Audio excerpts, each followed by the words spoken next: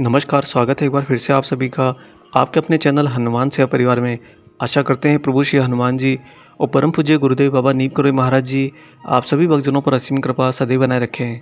राम जी के अनन्य भक्त और इस जगत के समस्त भक्तों के राजा भक्त राज पवन पुत्र वीर हनुमान हमेशा जो भी कार्य करते थे और करते हैं वो सब कुछ अपने प्रभु श्री राम को समर्पित करके करते हैं। जब रामायण के समय में हनुमान जी बड़े से बड़े कार्य को बहुत ही आसानी से चुटकी बजाते ही हल कर देते, तो बड़े बड़े योद्धा ये देखकर सिर चकरा जाते थे कि हनुमान ऐसा कर कैसे लेते हैं। और ये सवाल ना सिर्फ राक्षसों को होता था, अपितु कई बार तो राम जी के साथ रहने वाले बड़े बड़े शक्तिशाली योद्धाओं को भी होने लगता था। इसी के परिप्रेक्ष्य में एक बार युद्ध के समय में देर रात्रि को जब प्रभु श्री राम विश्राम कर रहे थे, तब उन्होंने सभी के सामने उनकी शंकाओं का समाधान करने के लिए हनुमान जी से पूछ लिया कि हे हनुमान, तुम्हारा और मेरा रिश्ता क्या है। तब हनुमान जी बड़े ही विनम्र भाव से प्रभु श्री राम जी के चरणों को अपने हाथों में लेते हुए बोले कि हे नाथ, जब मैं इस भौतिक जगत के कोई भी कर्म करता हूँ तब वो कर्म करते समय मैं तो आप ही हूँ, और प्रभु जब मैं कुछ भी नहीं करता, मेरे पास कोई काम नहीं होता, तब मैं आप में ही होता हूँ। हनुमान जी ने जो बातें यहाँ पर कही, इन बातों के पीछे बहुत ही गूढ़ रहस्य छिपा है। प्रथम बात कि प्रभु जब मैं कोई कार्य करता हूँ तो वो आप ही हैं। इसका मतलब ये है कि मैं जो भी कार्य करता हूँ वो सारे के सारे कार्य आपको यानी प्रभु श्री राम जी को समर्पित करके करता हूँ, और आपके कार्य इस जगत में आपसे बढ़कर कौन कर सकता है। अतः उन कार्यों को 100% पूर्ण करने के लिए प्रभु श्री राम की ही आवश्यकता होगी, हनुमान की तो कोई आवश्यकता नहीं। और जो दूसरी बात हनुमान जी कहते हैं कि जब मैं कुछ भी नहीं करता, मैं कोई कार्य नहीं करता, तब मैं आप में हूँ। इसका मतलब यह है कि जब मैं कोई कार्य कर ही नहीं रहा हूँ, कोई कर्म नहीं कर रहा हूँ जो आपको समर्पित हैं, तो उनके बिना तो मेरा कोई अस्तित्व ही नहीं है। दोस्तों, आपने यहाँ पर हनुमान जी से सीखा कि हनुमान जी को भक्तराज क्यों कहा जाता है। यही बात जब हनुमान जी प्रभु श्री राम जी के सामने करते हैं, इसी बात को चरितार्थ करते हुए इस कलयुग के अंदर बाबा नीम करोड़ी महाराज जी जो हनुमान जी के अद्वैत भक्ति स्वरूप में अवतरित हुए हैं, वह हमेशा ठीक ऐसे ही इस बात का उदाहरण देते थे। यह वह समय था जब महाराज जी की ख्याति दूर दूर तक फैलने लगी थी, और उसमें ख्याति फैलने का मुख्य जरिया होता था बस मुख जबानी और कान सुनी हुई। लोग आगे से आगे बातें सुनते और आगे से आगे बातों को फैलाते, क्योंकि उस समय ना तो कोई टेक्नोलॉजी थी, न मोबाइल थे, न इंटरनेट था। इतनी आसानी से लाखों तो छोड़ो, हज़ारों लोगों तक भी बात नहीं पहुंच सकती। और उस समय जब महाराज जी के बाद जो कोई भी सुनता, बाबा के बारे में जो कोई भी जानता, वह बस महाराज जी को ढूंढते हुए हमेशा उनके धाम की ओर दौड़ पड़ता। और जब ऐसे जगह जगह से लोग बाबा के आश्रम में आने लगे, महाराज जी के दर्शन के लिए आने लगे, तो वे लोग आते ही बाबा के चरण पकड़ लेते, क्योंकि मन में हर एक मनुष्य के कोई ना कोई बड़ी समस्या अटकी रहती है, जिसके समाधान के अंदर शायद वो प्रयत्न नहीं करना चाहता, और वहीं पर आकर वह चाहता है कि जो हनुमान का स्वरूप सामने बैठे हैं, कि मेरा हाथ पकड़कर मुझे सीधा छलांग लगाकर उस समस्या से ही बाहर निकाल दें। इसीलिए जो लोग भी धाम में आते बाबा का आशीर्वाद लेने के लिए, वे आते ही महाराज जी के सीधा चरण पकड़कर रोने लगते, बिलखने लगते और कहते कि हे प्रभु, तुम ही तो सब करते हो, मेरा इस समस्या का समाधान कर दो।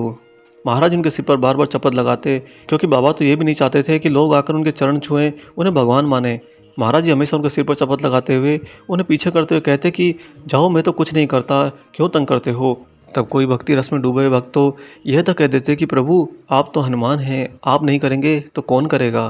तब फिर से महाराज जी जोर देकर एक ही बात कहते, मैं कुछ नहीं करता, मैं कुछ नहीं करता। जो कहना है जाकर हनुमान से कहो, हनुमान करता है। क्या आपने यहाँ पर बाबा जी की बात का मतलब समझा। महाराज जी जो कहते हैं कि मैं कुछ नहीं करता, सब हनुमान करता है, इसका मतलब ये है कि इस भौतिक जगत में, इस भौतिक शरीर के अंदर महाराज जी जो कुछ भी, चाहे वह दिव्य कर्म ही क्यों ना हो, जो कुछ भी करते थे वह सब कुछ अपने ही अद्वैत भक्ति के स्वरूप, अपनी अद्वैत भक्ति के स्वामी हनुमान को समर्पित करते थे। और वे मानव स्वरूप में ये जानते हैं कि उनके कार्यों को, यानी कि उनके भक्तों के कार्यों को हनुमान से बढ़कर कोई नहीं कर सकता। इसलिए हमेशा महाराज इस बात की दृढ़ता बनाए रखते कि मैं तो कुछ भी नहीं करता। और बाबा की इस बात ने भक्तों के जीवन के लिए बहुत बड़ी सीख बनाई है। आइए जानते हैं अब इसको विशेष रूप से। इससे पहले हम आगे बढ़ें, आपसे यहाँ पर एक छोटी सी गुजारिश करते हैं।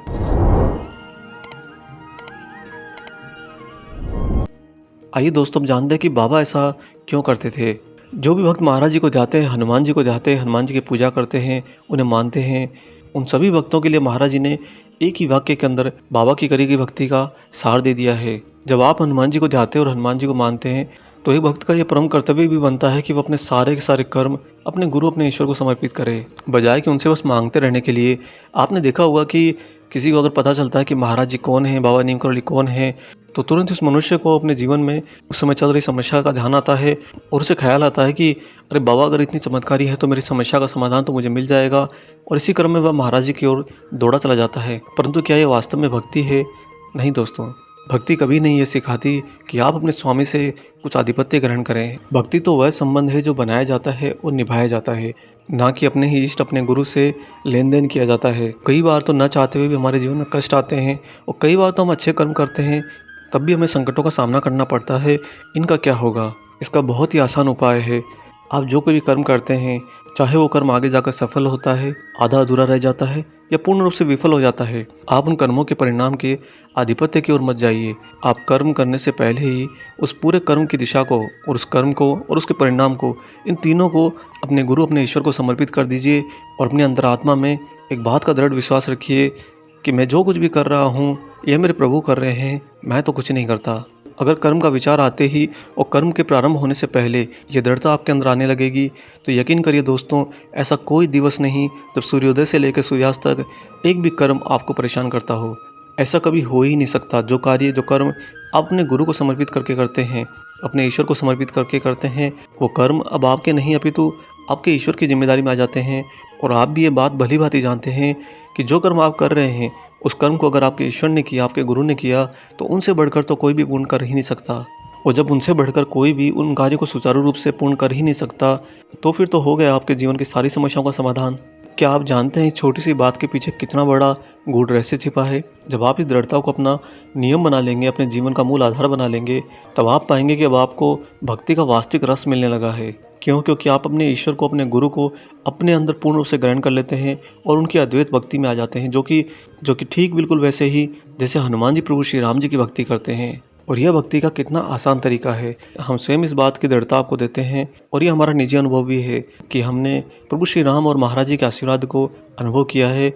वह किसी आधिपत्य से नहीं अपितु जब स्वयं को पूर्ण रूप से उन्हें समर्पित कर दिया और अपने जीवन के सारे कर्म उन्हीं में निमित्त कर दिए। और साथ ही दोस्तों, आपको यहाँ पर बता दें कि जब आप इसका अनुसरण करना शुरू करेंगे, आप कोई भी कर्म करते समय अपने मन में एक बात को पूर्ण रूप से फ्रीज कर लीजिए, फिक्स कर लीजिए कि मैं कुछ नहीं करता। वास्तव में जो कुछ मेरा शरीर कर रहा है, मेरा मन और मेरा मस्तिष्क मुझे निर्देश दे रहा है, ये सारे के सारे कार्य तो मेरे ईश्वर, मेरे गुरु कर रहे हैं। जब ये नियम आपके जीवन का हिस्सा बन जाएगा तो सबसे बड़ा जो अनुभव आपको होगा वह होगा पूर्ण स्वतंत्रता का। आप इतना रिलैक्स रहने लगेंगे, इतना स्थिर रहने लगेंगे, इतना शांत रहने लगेंगे कि आपको लगेगा कि अब तो मेरे ऊपर कोई भी बोझ नहीं है। और जब मनुष्य के ऊपर कोई बोझ नहीं होता, कोई शंकाएं नहीं होती, कोई चिंताएं नहीं होती, तो मनुष्य क्या करता है? तब वह उस आनंद के अंदर अपने ईश्वर को पहचानने लगता है, अपने गुरु के स्वरूप को देखने लगता है। और वास्तव में तभी आपको अपने ईश्वर के सानिध्य का एहसास भी हो पाएगा। हनुमान जी प्रभु श्री राम जी के साथ निरंतर कैसे बने रहे? क्योंकि हनुमान जी ने कोई कर्म किए ही नहीं जिनका आधिपत्य वो स्वयं लेते हों। हनुमान जी तो हर समय एक ही बात मन में रखते थे कि मैं कुछ करता ही नहीं हूँ, जो भी करता हूँ वो तो राम जी कर रहे हैं। क्योंकि अपने ईश्वर, अपने गुरु के रहते हुए आप ये कैसे सोच सकते हैं कि आप कुछ कर लेंगे और फिर उसके बाद आप उनको जाकर ये सूचना भी देंगे कि हे प्रभु, मैंने इतना काम कर लिया है? ऐसा नहीं हो सकता। क्योंकि जब आप ये करेंगे तो यह निरी मूर्खता कहलाती है। क्योंकि आपके ईश्वर, आपके गुरु ये भली बात ही जानते हैं कि आपने कर्म को पूर्ण किया ही नहीं है, अपितु उसका कुछ ही हिस्सा आपने किया है और उसके आधिपत्य ने आपके अंदर एक अहंकार के बीज को उगा दिया है।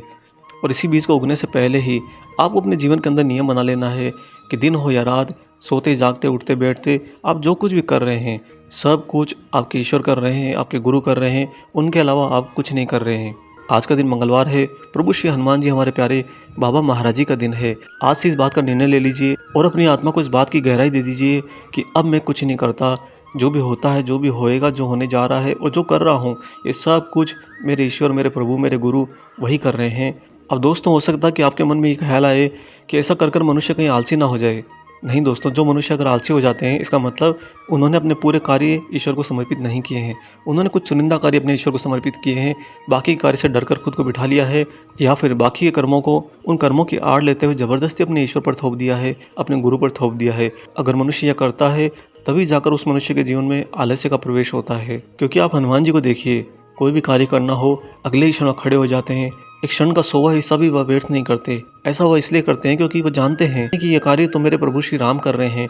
और साथ ही उनका विश्वास इतना अटल है कि प्रभु श्री राम अपने कार्य को करने में किंचित मात्र भी देरी नहीं करते। यही भाव आपको भी अपने अंदर लाना होगा।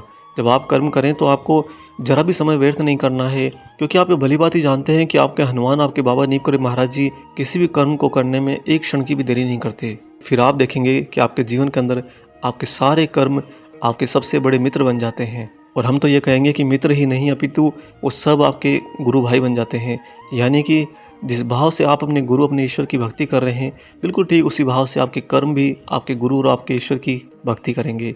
आशा करते हैं आज का ये प्रेरणादायक वीडियो आपको पसंद आया हो। वीडियो अगर अच्छा लगा है तो इस वीडियो को ज़्यादा से ज़्यादा लाइक कीजिए और सभी लोगों में जो भी आपके कॉन्टैक्ट लिस्ट में हैं सब तक साझा कीजिए, शेयर कीजिए। इस वीडियो को सभी तक फैला दीजिए ताकि अन्य लोग भी अपने जीवन को सुलझा सकें और बिना बात के ही उलझे हुए जीवन से बाहर आ सकें।